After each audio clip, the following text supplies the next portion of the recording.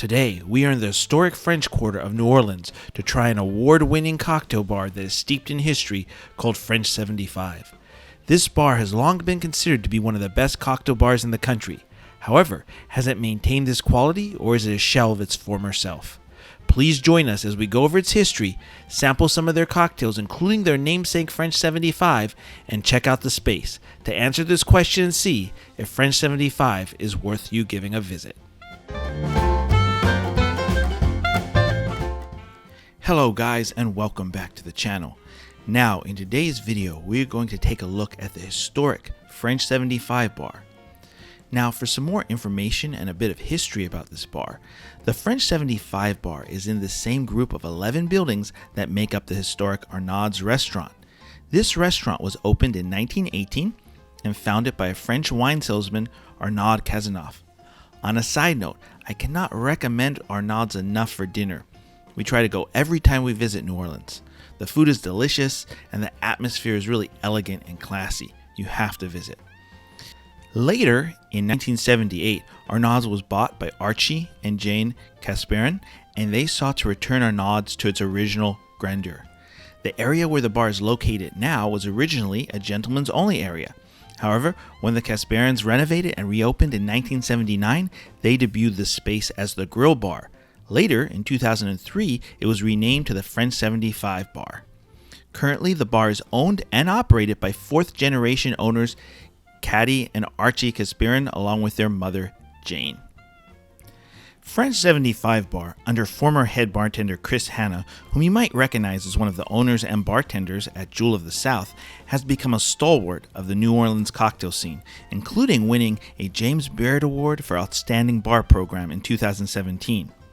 While Chris Hanna did leave after 14 years to open Jewel of the South, French 75 continues to garner acclaim as one of the best bars in the country. So let's head on over and find out if it has maintained this quality or if it dropped off. However, first, let's see what people are saying about French 75 online. So French 75 has a Yelp rating of 4.4 out of 539 reviews, which is excellent, and a Google rating of 4.6 out of 937, which is even better. And basically it's mostly positive. People love the drinks, they love the atmosphere, they commented also well on the service and the food. A special standout was the old school atmosphere with the dressed up waiters, etc. Now, for the negatives, first I want to say there was a little confusion with the negatives because when you look at the Yelp reviews, you find out that the vast majority of the low ones are actually for Arnaud's restaurant, not for Arnaud's French 75 bar. This may have confused some people because they are actually two separate bars with two separate restaurants. Arnaud's has its own bar and they have a separate cocktail menu. So it's not really fair to review Arnaud's or the bar inside the restaurant or the food in the restaurant because French 75, while they do have the same kitchen, is a separate bar with a separate menu. So I took those out. And when I took those out, it was very hard to find any negatives. The only negatives I saw were a couple reviews that mentioned service. In fact, one person mentioned that they felt the bartenders were gossiping about some guests and they didn't like that. So a few service related issues, but nothing else that I could see. Well, let's see if we have some service problems, if there's any issues, and we're going to go out and check Arnaud's French 75 for ourselves and see if it lives up to its reputation.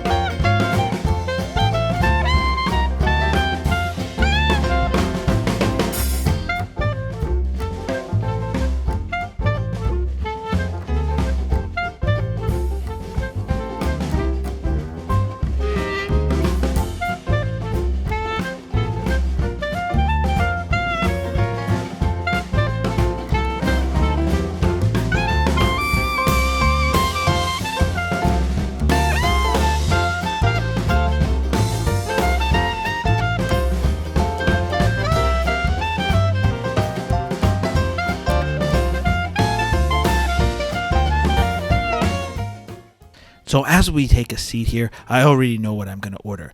I can't help but order a French 75. However, don't worry, we will go over the menu in more depth later in the video. Meanwhile, let's discuss the complicated but interesting and elusive history of the French 75. What we do know for sure is that it was created during the First World War in France, and it was named after the 75mm artillery piece that the French used. This artillery piece was cutting-edge technology of the time, being able to fire up to 30 rounds a minute and integral to the French stopping the German advance on Paris. In fact, at the Battle of Verdun, it is believed that the Allies fired over 16 million rounds from this artillery piece. Of course, wartime propaganda being what it is, the cannon was used in songs, as well as emblazoned on clocks and watches, papers, chocolate, and even used in postcards. So it's no surprise that a drink was named after it. This is where the facts start to get muddled as far as who created the drink and what ingredients were in it. We do know that the earliest mention was in 1915 in the New York Day by Day column that ran in the Washington Post.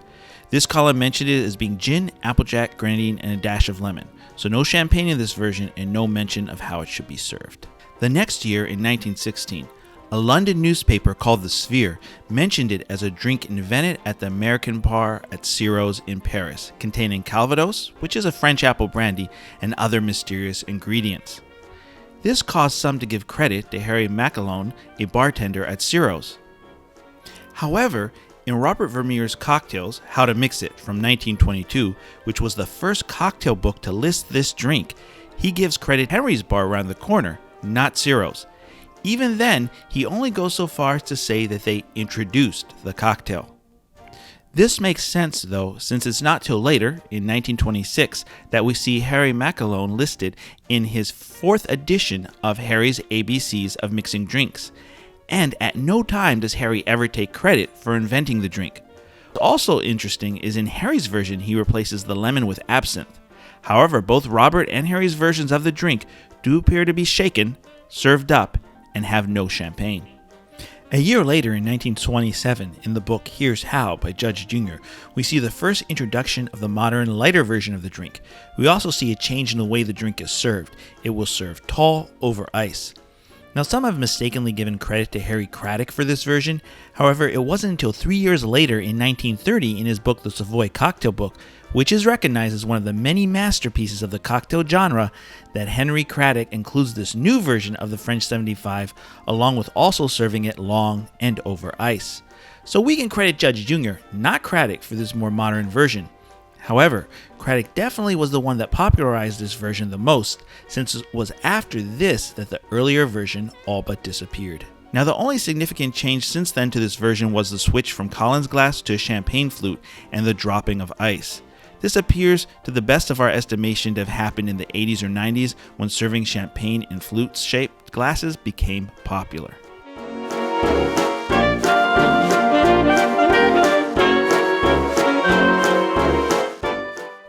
Well, now that our history lesson is over, it looks like our freshly made French 75s are ready. Now, the version we will have at Arnaud's has returned the French 75 a bit closer to its roots by using cognac instead of gin. And I have to say that doing so was a great decision. The cognac lends this drink a darker, more complex, and richer feel, while still keeping it refreshing. Now, it's still not quite the same as the original, which had Calvados or apple brandy and a gin blend. But the idea of using cognac, it isn't entirely unique to Arnaud, since David Embury used it in his 1948 book The Fine Art of Mixing Drinks, and even mentions that if gin is subbed for cognac, then it shouldn't be called French.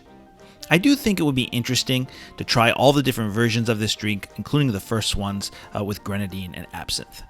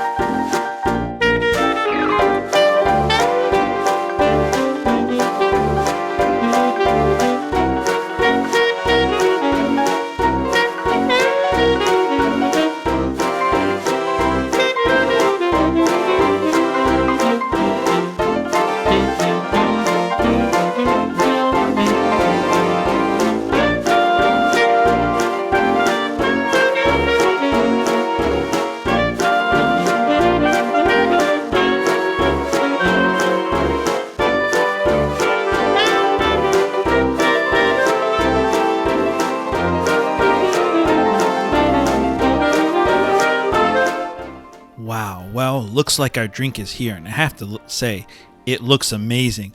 Their garnish game is on point. Now, as for the flavor, I have to say, this is delicious. Now, there are a lot of ingredients in here, a huge amount of ingredients, so you would think it would get all muddled together, but it's actually, for a tiki drink, really complex. You get some herbaceousness from the gin, the pineapple rum, and then I really like the peppercorns in there, give it just a little bit of spiciness, and then I even get a little bit of that mint, so everything just goes together so well. This is a fantastic drink, well balanced and complex.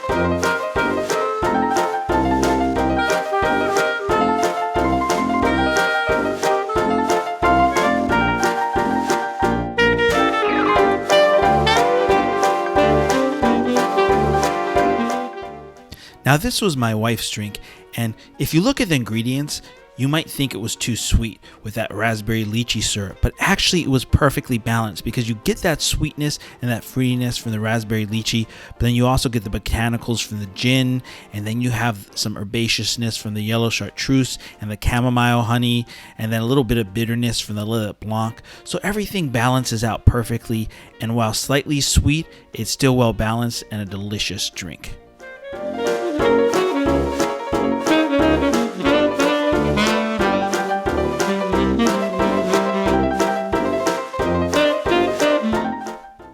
So as we finish our last round and then head out, let's go over the positive, neutral, and negative of this bar.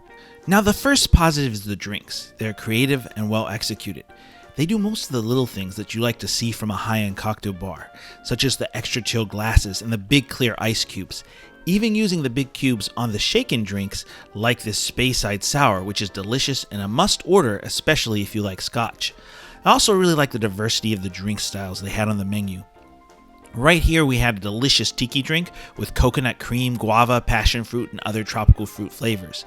Then from tiki we have stirred, so there's a little something for everybody. I do have just a small gripe in that I would have loved to see metal straws like you see at bars such as Dutch Kills, however that's just a small gripe. Overall, the drinks were excellent. Also, I would like to add that despite Chris Hanna leaving, they still live up to the standard I would expect from a James Beard award-winning bar. So let's now take a more in-depth look at the menu as promised earlier. Now, they do have a solid number of drinks on this menu. I tend to prefer a larger cocktail menu, especially for a dedicated cocktail lounge, and I like to see at least 12 signature drinks on a menu. Now, on the first page, we have the premier drinks, which are great, but I generally don't count them since most people don't want to shell out the higher price, and it's often, though not always, just classics with just top shelf alcohol. However, now we see that they have their signature drinks here, along with their famous French 75 cocktail there. And then finally, here on the last page, we have the classics. Now, if a bar puts enough spin on a classic, it can, in my opinion, become like a signature drink, and that's the case we see here in their version of the French 75, which is different than most bars serve. And then also on the classics page, we have their Arnaud Special, which was not only the signature drink of the restaurant in the 40s and 50s, but also a very different recipe than the original, so I feel like they hit the minimum 12 drinks that I like to see on a cocktail menu. The next positive is the service. Now, the online reviews mentioned bad service a few times. I did not find that at all. In fact, in my 7 visits over the past 4 years, I've never had bad service here. We found both the servers and the bartenders to be knowledgeable and helpful. The bartenders were really skilled at their craft, and they also answered all the questions we have. Additionally, when one of the servers was tied up with someone else, several times we had bartenders come to the table to check on us and see if we were enjoying our drinks and answer any additional questions we had. So really, no problem with the service. Then we have the ambience. I really love it, along with some different vintage touches such as the pictures and the bust of Winston Churchill that really make you feel like you are stepping back at time. It has this really old school formal feeling that fits with the history and age of both the French 75 bar and of the whole Arnaud's restaurant complex in general. I especially like the white coats the bartenders and servers wear. It really adds to the elegant feeling of the whole experience. On a side note though, I will say I do not believe the French 75 bar has a dress codes, but Arnaud's the restaurant does, so keep that in mind. And then this brings me to the food. Now the food is excellent. The bar menu is limited, but everything we tried on there, such as the shrimp remoulade, was delicious. However, I do believe that you can order at least some of the things from Arnaud's restaurant menu at French 75 Bar. I don't think you can order everything, but you can order a decent amount. At least that was what I was told on one visit. And Arnaud's food is fantastic. So for this reason, I have to say that overall, both the bar food and any food you order from the restaurant will be delicious here. So definitely give the food a try if you're hungry. And then for the final positive, I have to say it's the pricing. Now, granted, I'm a little biased because I live in New York City, so the prices are much higher here for cocktails. However, I felt like the cocktails were reasonable for the quality you got, for the execution, and for the skill involved, and for the ingredients, which were all fresh. So I definitely think the pricing is very good and very standard. Now, for the neutrals, the only thing I'll say, I kind of list this as a neutral, is that they don't take reservations. Now, I've never had much of a wait time there, but me and my wife, we always visit during the summertime. So I can imagine that during some of the jazz festivals or busier times of year, they might have a bit of a wait time. And since they don't take reservations, you might end up waiting. However, we have never had to wait. We've always gone right in and gotten seated relatively quickly. So that's not been an issue. Now, I will say Arnaud's, the restaurant, does take reservations, and a lot of people will have a drink in French 75 while they're waiting on their reservation. So, it probably gets waves. It's a little bit full and then it drops, full and then drops. So even if it is full, I will wait a little bit, and when some people leave to hit their reservation in the restaurant, you could swoop in and grab a few seats. Now, as for negatives, I have to be completely honest. We found no negatives. In our 7 visits to French 75, there's nothing I can say is a definite negative, and the negatives I saw in the reviews, I absolutely don't agree with. At least that didn't happen in our experience. That's not to invalidate anybody else's experience. It just didn't happen to us. So in conclusion, I have to say that if you're visiting New Orleans, French 75 Bar, in our opinion, is an absolute must visit. This place is incredible. It's one of my favorite, if not my favorite bar in New Orleans. In fact, I would say that if you have a chance to come to New Orleans and you only have time for one cocktail bar, then I would say that it's very tight race between this bar and Jewel of the South. But in my personal opinion, I would give this bar just a slight edge and say that you have to come here. However, that's really a very personal choice, and it's only because I just like the old school vintage vibe and the history of French 75 a lot. And so that gives it just a very slight edge, but really it's so close, it could go either way. And many people, especially if they don't like that, might choose Jewel of the South instead. Now, generally speaking, you're going to have time for 2, and then I would say make this one and Jewel of the South a 1-2 punch. Why? Because this one gives you that OG, old school New Orleans cocktail vibes with all the history, and then Jewel of the South is the new, up-and-coming, trendy bar. So you get both together, and it really would make a great little cocktail tour if you don't have a lot of time in New Orleans. So overall, a must-visit if you're visiting. Now, if you live here, then I'm sure you've been here, but if not, you have to come and visit. French 75 is historic. It's amazing. Yes, it is in a touristy area in the French Quarter, but still, this is an absolute must visit. And if I lived in New Orleans, I would be a regular here. I would be here as much as possible because the drinks are just that good. Well, those are my final thoughts on French 75 Bar. I hope you enjoyed this video. Please let me know what you think, or if you have any questions in the comments below. Also, please click the like, subscribe, and that bell icon so you get notified of new videos. Most importantly, always drink responsibly. Thank you for watching, and please join us again on Boozy Explorers.